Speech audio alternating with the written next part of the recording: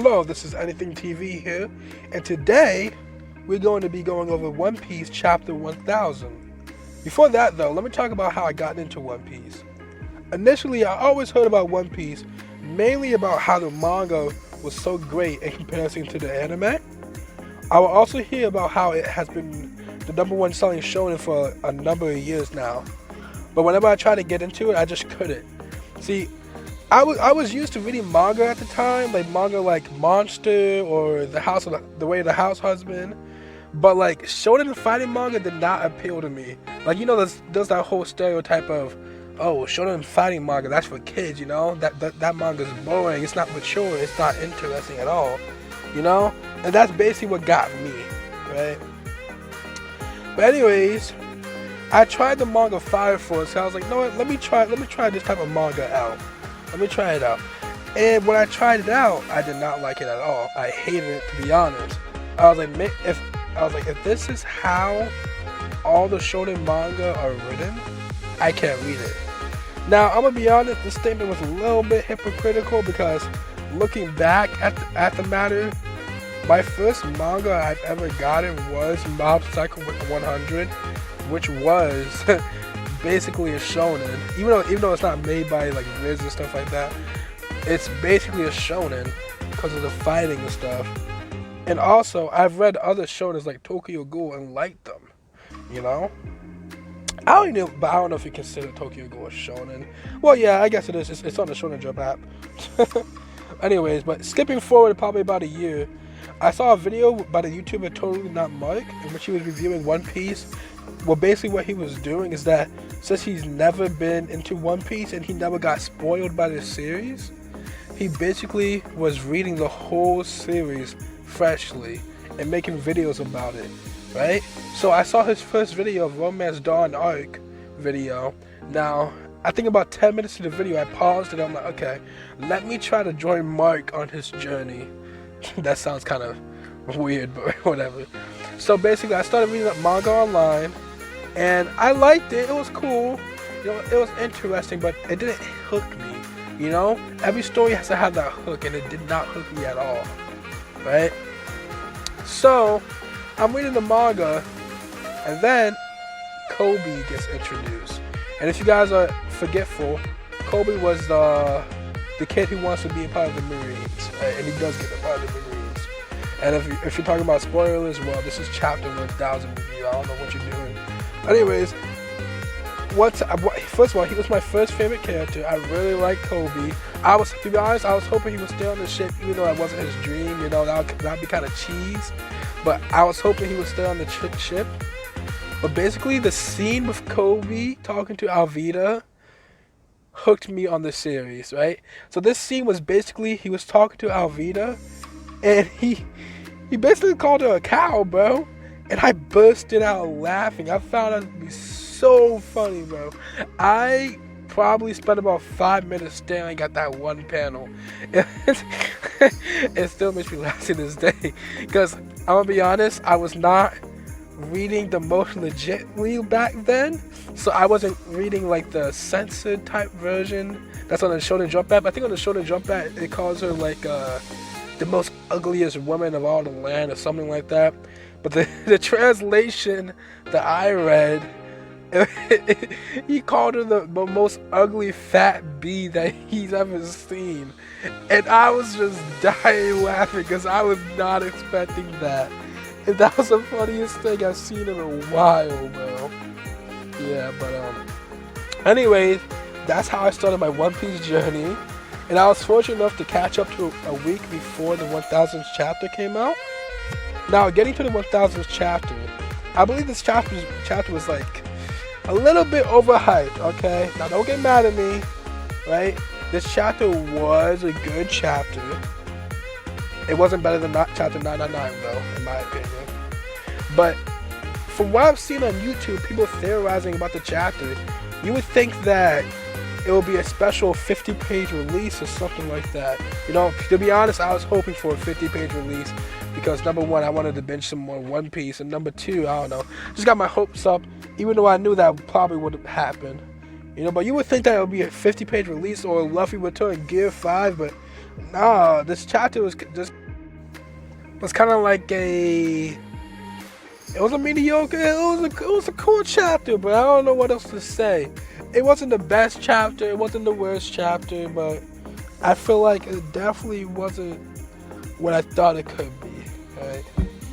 Anyways, the chapter starts off with a flashback with Ace and Yamato, in which they discuss Luffy and his aspirations, and then Yamato makes him a very card. Now this is interesting because very cards are attracted to that person's life, right? To that person's soul, right? So my question is, does a very card contain a piece of that person's soul? You know, I already know that has ties to one's life force, but I don't think we got an actual explanation for how these cards are made. You know what I'm saying? You get what I'm putting down, right? But anyways, after this flashback, we cut to a scene of the pirates finally reaching Big Mom and Kaido. The pirates that reached the fight include Astute Kid, Trafalgar Law, Luffy, Zoro, and Killer. Now, due to me binging the series, I didn't really get an emotional reaction when I saw this scene, right? Like, I was looking all over YouTube and people were getting hyped, you know, getting happy and excited when they saw this scene. To me, it was like, okay, that's cool, just another fighting scene. But I didn't realize that this had so much hype around this fight, right? Because I wasn't reading weekly to week. I was binge reading. I started in August, I ended it in December. I was binge reading the series. Now, I get to join in the hype each week. Even though I'm kind of sad about that because I don't really like reading week to week because I don't have that much patience. But I'm gonna have to have patience with One Piece. You know, I hope these chapters come quick and the deaths. I hope they are. But anyways, we get to this fight scene. You know, with Astute Kid, Luffy, Trafalgar Law, Zoro, and Killer. And Luffy, instead of doing the Luffy thing, which is just running up and just punching Kaido right in the face to sock him, right? Instead of doing that, homie walks straight through Kaido and Big Mom. Straight through them, bro. Doesn't even look at them, doesn't even give him a second thought. Kaido and Big Mom are looking at this man like, I know he did not just walk through us and give us no thought, pay us no thought at all. He did it. And I'm gonna be honest, bro. This is one of the most savage things I ever seen in a manga, bro. Like if we're talking, I'm not gonna cap, bro. When I saw that panel, I felt the hockey coming off the page, and that would make sense because hockey is some fictional stuff in the One Piece universe. But like, I felt that coming from that man when he walked straight through there. He had a captain's jacket on. He was swagging, bro. He was going crazy, and this is like one of my favorite panels in manga now. And what's crazy is that panel is so small. Tiny box in the bottom of the page. And that's how good Oda is, bro. Oda can literally draw a small box in the bottom of the page, and it can be one of my favorite manga panels of all time. Because it just shows Luffy's a boss, right? But after he walks through the two emperors, he checks on the samurai, and they seem to be okay. I just hope my homies don't die or sacrifice themselves by the end of this arc because, like, I like them. I like them to be in my story. Even though I know after this island, they probably just not gonna see each other for a while. But I like those boys. They're pretty cool. They're pretty funny. Except Kanjuro. All my homies hate Kanjuro. That's no cap. Anyways. Then Luffy turns around after he checks on his boys, and he's like, huh, new technique time. Homie jumps in the air, zoom, and then bow! Knocks Kaido right on top of his head. He calls this technique the Red Rock. He punched this man so hard that he face planted into the ground. He face planted into the ground, bro. This is Kaido we're talking about. Like, I'm gonna be honest, he's like the strongest man in the series. And he face planted this man. And then after he face plants this man, he says, I am Monkey D. Luffy. and I'm the man who will surpass you to be king of the pirates. How insane is that? That takes so much confidence. That's like standing in front of your mom and your dad and saying like, nah, I'm not gonna wash the dishes. What are you gonna do? It's suicide. That's insane. But that's Luffy. That's his character. He said he doesn't care. And that's what I love about Luffy. That's why he's one of my favorite characters, bro. That's why I have this debate in my head if he's better than Naruto or not, bro. But I love my homie Naruto. I love the show Naruto. I don't know. That's another topic for another day. But how insane is the development in Wano? Luffy went from getting one-shotted with a club from Kaido. One shot, this man was basically dead. But he didn't. But Kaido let him, spared him to be his slaves, basically. He went from getting one-shotted to smacking this man so hard on the ground that this man starts eating gravel. This man's eating dirt like he's an earthworm, bro.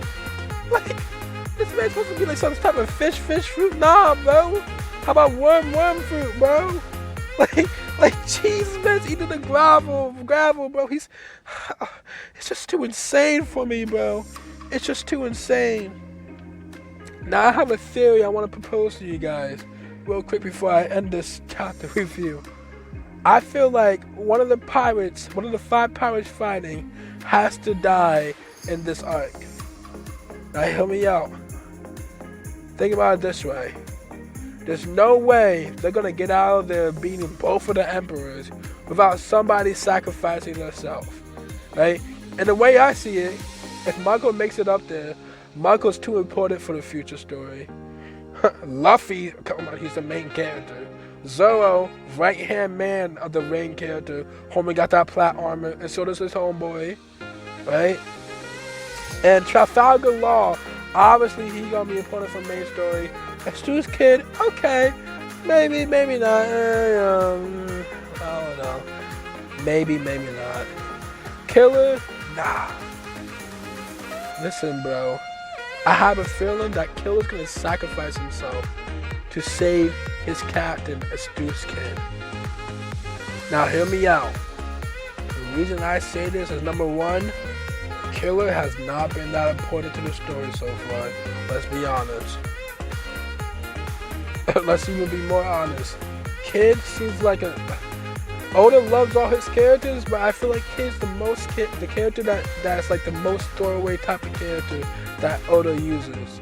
You know, I feel like Oda designs his characters amazingly, but he does have a tiny group of characters that he does not use like that. Like, I'll say Alvida. Alvida, she's a throwaway character. You see her once on the Blue Moon. Astute kids, they don't even talk about him like that.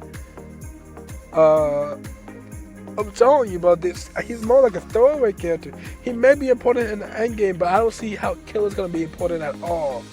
And my second reason for why Killer's gonna die is because, well, obviously he's not the captain, so it's easier for him to die. And number 3, Astute's kid, Killer, he's suffering from the smile fruit. He's suffering from the effects of that. So there might be a situation where he has to sacrifice himself to save his captain. And by sacrificing himself, he frees himself from this hell on earth, bro. He frees himself. And that's kind of beautiful. I'm not gonna cap. Kind of beautiful. You know, I can see it happening, but like, maybe I'm wrong. I can also see Chopper coming in clutch like he usually does, and whipping up some type of cure. You know, because he did whip up the cure for the ice people, for the people who got shot in by the plague bullets. So I can see that happening. You know, just a little theory I want to let y'all in on, though. You know, oh man, I'm very excited for the future of One Piece. Apparently, it's supposed to end in 5 years. I don't believe that. I believe it will end in less than 10 years. There's too much stuff that needs to be wrapped up. Way too much stuff that needs to be wrapped up. But yeah, thanks for watching the video, guys. Drop a like, drop a subscription, and I'll catch you next time, where I may be reviewing a little manga called Hell's Paradise. But don't let nobody tell you that I said that. Catch y'all later.